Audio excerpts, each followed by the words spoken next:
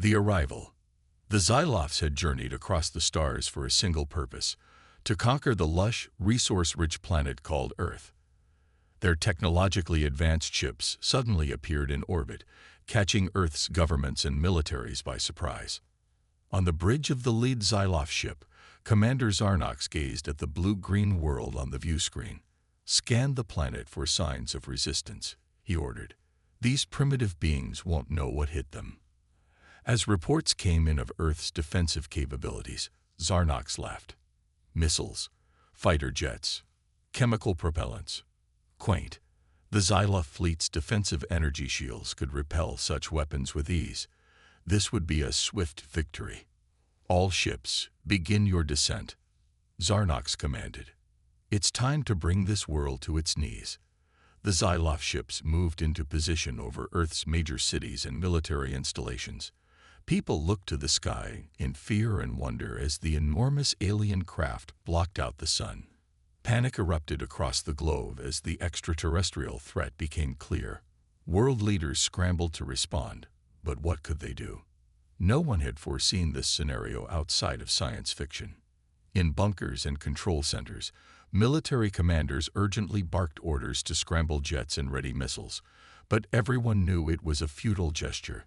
What chance did decades-old human weapons have against spacecraft advanced beyond human comprehension?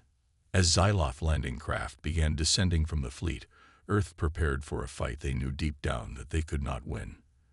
The alien onslaught was about to begin, and humanity's very existence hung in the balance. Earth fights back. Across the globe, Earth's militaries sprang into action to face the alien threat.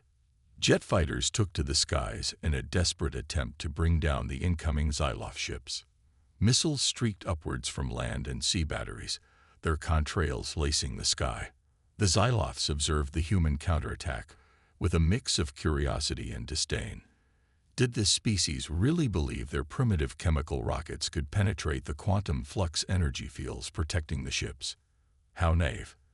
The jets swarmed around the Xylof craft like angry hornets. They unleashed their payloads, only to see missiles explode uselessly against impenetrable barriers. The aliens' point defense particle beams lashed out in return, disintegrating fighters into clouds of vaporized metal alloy. Yet Earth's defenders did not yield. For every destroyed jet, 3 more roared into the fray. Huge anti-orbital missiles, designed for mutually assured destruction of superpowers, were repurposed against the extraterrestrial foe. Their enormous yields managed to overwhelm a handful of ship shields, the craft breaking apart in brief lived stars of nuclear flame. For a few shining moments, humanity felt a surge of hope. They had drawn alien blood.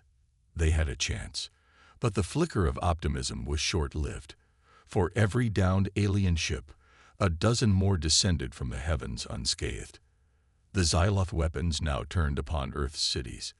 Beams of superheated plasma carved swaths of destruction across dense urban centers. Millions perished in an instant as the aliens now sought to crush humanity's spirit with sheer overwhelming force. The militaries of Earth were outmatched, their defenses crumbling under the indomitable onslaught. Generals watched their screens helplessly as more and more cities fell dark, the Xylof advance unchecked. Was this truly the end of human civilization? In hidden mountain bases, humanity's brightest minds frantically tried to uncover some weakness to exploit, a last-ditch gambit before Earth fell forever. They pored over the scant data gleaned from the few destroyed alien ships, hoping to find a miracle. Time was running out. A startling discovery. In a secure military research facility deep beneath the Rocky Mountains, Dr. Eliza Hoffman and her team frantically analyzed the fragments recovered from a downed Xylof ship. On screens around them, news reports displayed the carnage as more cities fell to the invaders. "There has to be something," Dr. Hoffman muttered as she flipped through readouts. "No technology is perfect. Every system has a flaw." Her assistant, Dr. Singh, shook his head in frustration. "Their material science is centuries beyond us. We can barely make sense of the compo." He paused, frowning at his display. "Huh, that's odd. What is it? The debris from the propulsion system.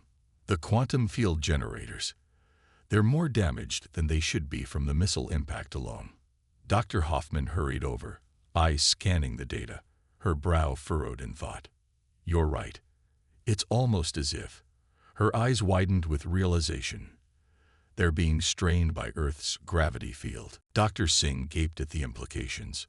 Of course, their ships must use artificial gravity for propulsion and inertial control. They likely evolved on a lower gravity world. Earth's stronger field is putting stress on their systems. Dr. Hoffman was already running projections on her computer. If we could somehow amplify the local gravitational fields around their ships, it might overload their generators, crash their drives. How do we do that? Large explosions, precision detonations to create temporary spikes in space-time curvature. Dr. Hoffman looked grimly triumphant. We use gravity itself as a weapon.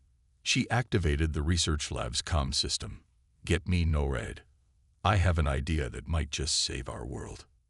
The plan was quickly relayed to military leaders across the globe. It was desperate, perhaps suicidal, but it was also humanity's last, best hope. Massive armored vehicles trundled out of bases, their artillery replaced with specialized warheads designed to create directed gravity spikes. Submarines silently slipped out to sea armed with similarly re-outfitted torpedoes. This was the final gambit. Earth would either turn back the Xyloth invasion or fall in the attempt. There would be no second chances. Turning the tables. The Xyloth ships continued their inexorable advance, scattering humanity's defenses like leaves before a hurricane. On the bridge of the flagship, Commander Zarnox allowed himself a satisfied smile. This conquest had been even easier than anticipated. Commander, we're detecting unusual movements from the human forces, a subordinate reported, frowning at his console. No doubt a pitiful attempt at a last stand. Zarnox scoffed. They'll soon learn the futility of resisting the might of the Xyloth Imperium. Yet as the display screens shifted to track the human activity, Zarnox felt a flicker of unease. The native species was massing their forces near the largest concentration of Xyloth landing ships. But they weren't attacking. Instead, they seemed to be setting up some sort of enormous devices around the perimeter. Magnify, he ordered. The view zoomed in on the human vehicles.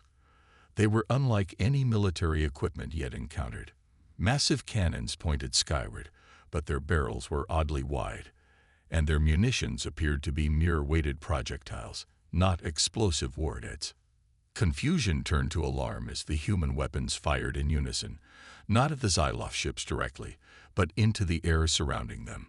The space around the landing ships suddenly rippled and distorted as if reality itself were bending. The Xyloth craft shuddered and lurched as their propulsion systems unexpectedly fluctuated. Report, Zarnox barked. Some kind of localized gravity distortions, Commander. They're interfering with our drive fields and inertial dampeners. On the displays, Xyloth ships began to drop out of formation, artificial gravity failing as their systems overloaded one by one. Some careened into each other, tearing apart in showers of debris. Others plummeted to the surface as if swatted by the hand of an angry god. Zarnox gripped the arms of his command chair as his own ship trembled around him, lights flickering. This couldn't be happening. A bunch of primitives, wielding gravity itself as a weapon. Impossible. Yet the evidence was before his eyes as more and more Xyloth ships fell from the sky, pummeled into submission by the amplified pull of Earth's gravity well. For the first time in generations, the Xyloth Imperium faced true defeat. On the ground, human forces let out ragged cheers as the seemingly invincible alien ships crashed and burned under the onslaught of their gravity weapons. The tide was turning. They were winning. Zarnox glared at the screens, his disbelief transforming into cold fury. This insult to Xyloth supremacy could not stand.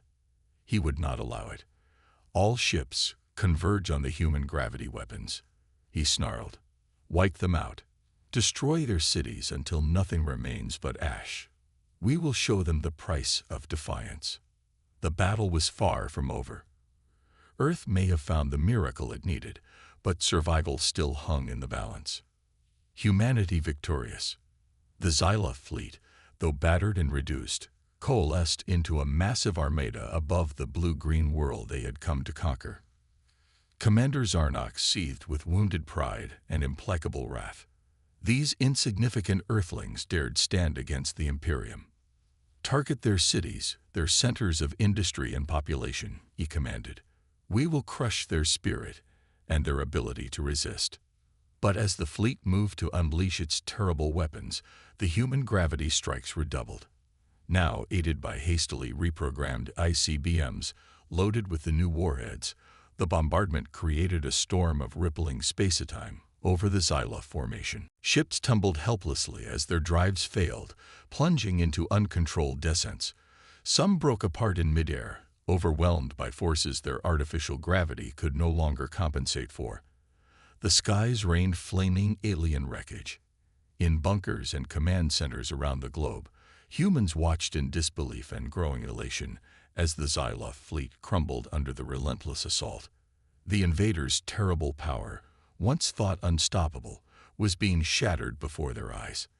"This is impossible," Zarnox raged as alarms blared across his bridge, the ship shuddering as if caught in the fist of an angry titan. "We are the Xyloth Imperium. We have conquered 1,000 worlds." "Commander, we must withdraw," his subordinate urged. "We've lost 70% of our ships and Earth's gravity weapons are still operational. We can't win." Zarnox angrily punched up the display of the blue world below. It looked so fragile, so ripe for subjugation. To be defeated here, by these primitives, was unthinkable. Yet the Imperium had vastly underestimated this unassuming species. Their tenacity, their ingenuity in turning a perceived weakness into a decisive strength, was like nothing the Xyloths had ever faced. To continue this battle would be suicide. With a final curse, Zarnox gave the order he never thought he'd utter. "All remaining ships, initiate emergency FTL jumps. Retreat to Xyloth space. We're leaving this accursed system." As the remnants of the once mighty invasion force limped up and out of Earth's gravity well, disappearing in flashes of tesseract light, a stunned humanity slowly realized what had happened. They had won. Against all odds, through courage and desperate innovation, and sheer stubborn will to survive, they had beaten back an existential threat. Earth was blooded but unbroken, still standing proud and defiant against the stars. In cities and towns worldwide, survivors emerged from shelters and bunkers, blinking in the sunlight as they beheld their wounded but still beautiful world. Reconstruction would take years, decades even, but they had preserved their future, their right to exist. As the realization set in, a cheer began to rise from millions of throats. A cheer that swelled into a triumphant roar proclaiming a species' unbreakable spirit to the cosmos. Let the universe hear it and tremble. Humanity would not go quietly into the night. Humanity would endure. And woe betide any who challenged them on their home turf, for should the Xyloths or any other cosmic foe return, Earth would be waiting, unified and ready under the ever-vigilant watch of its valiant defenders. Because this was their world, their home. And they would fight to the last breath to keep it that way, come what may from the infinite dark. That was their solemn vow, forevermore. I aim to create an original sci-fi narrative showcasing human ingenuity, determination, and capacity to come together in the face of an overwhelming threat. The story highlights how humanity turns a perceived weakness, Earth's gravity, into its greatest strength to repel the technologically superior invaders. It's an inspiring tale of underdogs triumphing through courage and clever thinking.